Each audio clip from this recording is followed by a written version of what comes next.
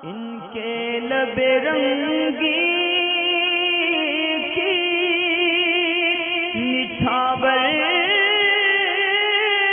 थी कि जिसने। एक बहन का सवाल है कि क्या मछली के ऊपर नियाज़ फातिहा करा सकते हैं कि बाज़ बूढ़े लोग इसको यानी बुज़ुर्ग लोग इसको मना करते हैं कि मछली पे नियाज़ फातिहा नहीं करानी चाहिए कि इसमें जो है ससेंद यानी महक आती है। तो देखें, मछली के ऊपर नियाज़ फातिहा कराने में कोई हरज नहीं है जबकि वो हलाल तरीके से हासिल शुदा हो। अगर वो चोरी की नहीं है तो उसके ऊपर नियाज़ कराने में कोई हरज नहीं। मछली हो या मछली के अंडे हों, हर एक उस चीज़ के ऊपर इंसान फातिहा करा सकता है कि जो चीज़ जायज़ और हलाल है और जायज़ तरीके से हासिल की गई है।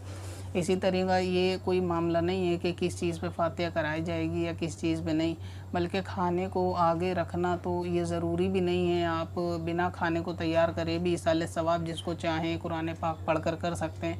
मगर ये कि अहले सुन्नत का मामूल है कि अच्छे खाने को बनाकर फातिहा दी जाती है, फिर ये खाना गरीबों में तकसीम कर दिया जाता है। घर के अफराद भी खाएं तो भी कोई हरज नहीं होता, क्योंकि घर वालों को भी अच्छे से अच्छा खिलाना ये भी सदका है। बाज़ लोगों को इसमें ये पेट में दर्द होता है कि बहुत सारे लोग जो फातिहा का खाना तैयार करते हैं वो सब गरीबों को नहीं बांटते, अपने घर वालों को खिला देते हैं। तो घर वालों को खिलाने में भी हर्ज नहीं है, ये भी इबादत है।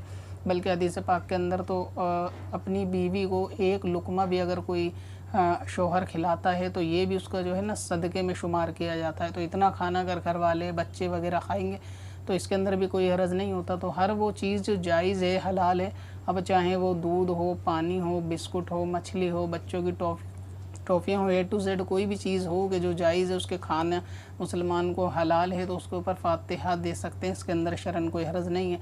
इसी तरह मछली वगैरह के ऊपर भी फातिहा देने में किसी तरीके की कोई कबाहत नहीं है। पत्थर में हसन लाले पुरनवार